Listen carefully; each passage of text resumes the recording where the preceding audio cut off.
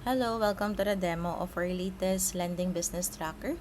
This one is the 2026 version na. So, almost similar lang naman siya dun sa previous version natin. But ang problem kasi dun sa previous version, need pang i-manual copy and paste yung details and schedule from the client portal to the schedule sheet bago siya mag-reflect dun sa calendar sheet. So now, dito sa updated version, meron ng logbook and then lahat ng entries dito mag-auto-link na sa iba pang sheets including yung schedule, calendar, and client details na din. So, ganun na lang siya kasimple ngayon. So, ang first sheet natin dito is yung client database where you input yung client name, email address, or if applicable, contact details if applicable, and then yung email address, yung contact details na lang dito. Email na lang to, and then this one would be the address lang. Then dito naglagay ako ng red line. So all the columns past the red line are automated na, like the loan ID, total collectibles, total ID, and the loan balance. This one, yung loan ID kasi yung parang unique na differentiating factor natin. Halimbawa, merong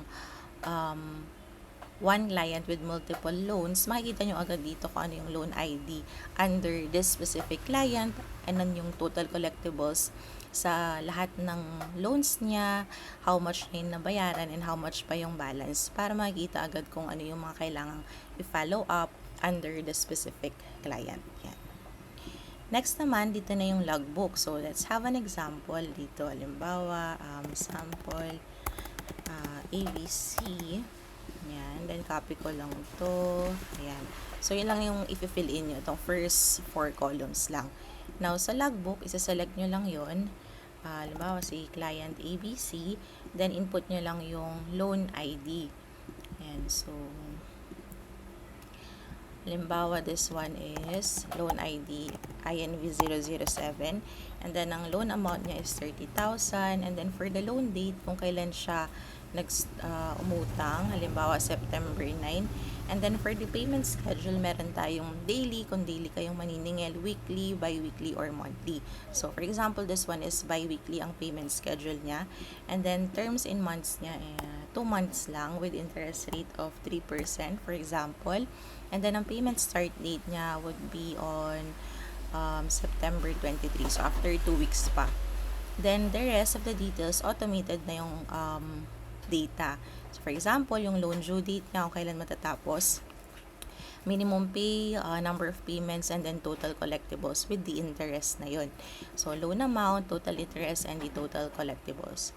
Now, dito yung schedule niya, yung payment number, date, ayan, beginning balance, interest, principal, and ending balance. So, makikita nyo na agad dito lahat ng data. Then, you click save. Ayan. So, once na okay na, magpa-pop up naman yung message na successfully saved na siya. So, magpa-populate na siya dito sa loan overview. So, makikita mo dito sa loan overview yung data kanina na in-enter natin. Ayan. So, lahat ng details. And now, for the total payment and latest balance, nakadepende na siya dito sa payments sheet.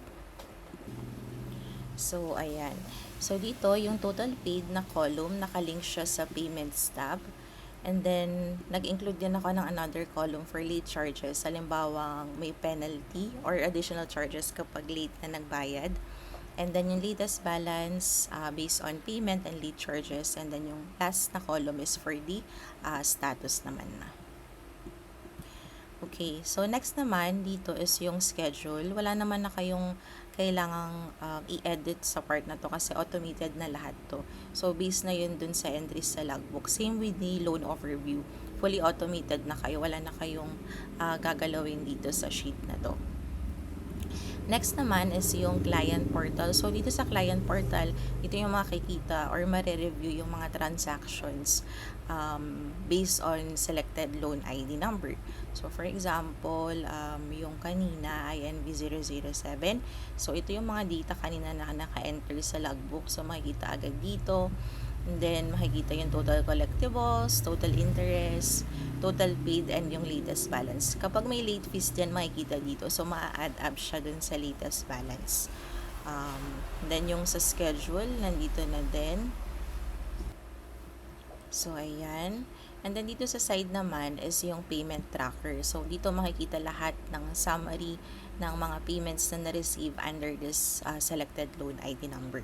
So, let's have an example for INV 007. So, for example, November 4. Ayan. Bawa payment number 1 niya pa lang to. Tapos may late charges siya kasi ang due date niya is September 23 pa, pero ngayon pa lang siya magpipay November. So, limbawa, 500 pesos yung additional na fees for that, and then how much yung na-receive niya na payment from the client. So, input ko na lang dito. Ang minimum payment niya dapat is 7,950. Ayan, tapos input mo na lang dito kung how much yung na-receive na payment from the client. Then, I've also added another column for the mode of payment. So, enter nyo na lang dito kung anong mode of payment. And then, another column for the notes section. Now, when we go back to client portal, ayan, as you can see, nag-appear na dito yung payment niya kanina, including yung lahat ng details na naka-input kanina sa payments tracker. Then, makikita rin dito yung late fees, how much yung na-receive na payment from the client, makikita din dito. Ayan. And then, here naman sa may summary and schedule, makikita rin kung ano yung status na kung paid or pending, and then maka-highlight automatically kapag paid na. Yan. So, very simple lang, and then mag-select lang kayo ulit dito if you want to check other loan ID number. For example, ito, invoice INV006, makikita din dito. INV003, makikita din dito. Ayan, including yung sa payments niya. Now, for the calendar naman, ito naka-update siya sa current year. So, for example, 2026 na next year, automatically mag-update yung calendar, and then ang mag-appear na sa calendar yung mga due payments for the calendar year 2026 na. Let's have an example dito sa November. So, dito makikita nyo lahat ng loan ID na due for specific date, and then how much in total yung collectibles for that specific date. So, very simple lang. Then, sa monthly sheet naman, mag-input lang kayo dito ng month. So, for example, October. Ayan, so makikita niyo dito, mag-reflect dito lahat ng collectibles for the month of October for the current year. So, dito, makikita yung lahat, total collectibles, total interest to be collected for the selected month, and how much pa yung pending base dito. Ayan, so, limbawa, November naman to. Ayan, so makikita rin dito kung ano na yung mga paid. Like this one, yung naka-highlight naman ng white kapag paid na, and then naka-red siya kapag pending pa, para madali nyo lang balikan later. Then, sa annual tab naman, dito naman mag-reflect yung current year or year-to-date na collectibles, interest, payments na na-receive, and then how much yung interest earned for each month for this year. So, dito, kita yung year-to-date income, interest, and then yung profit margin based on the interest earned. So, taas, per month, mag-reflect yung total collectibles, interest, and then how much yung payments na na-receive based on sa mga values na nakalag sa payment sheet. And then, interest earned, ayan din, mag-reflect din dito. Yan.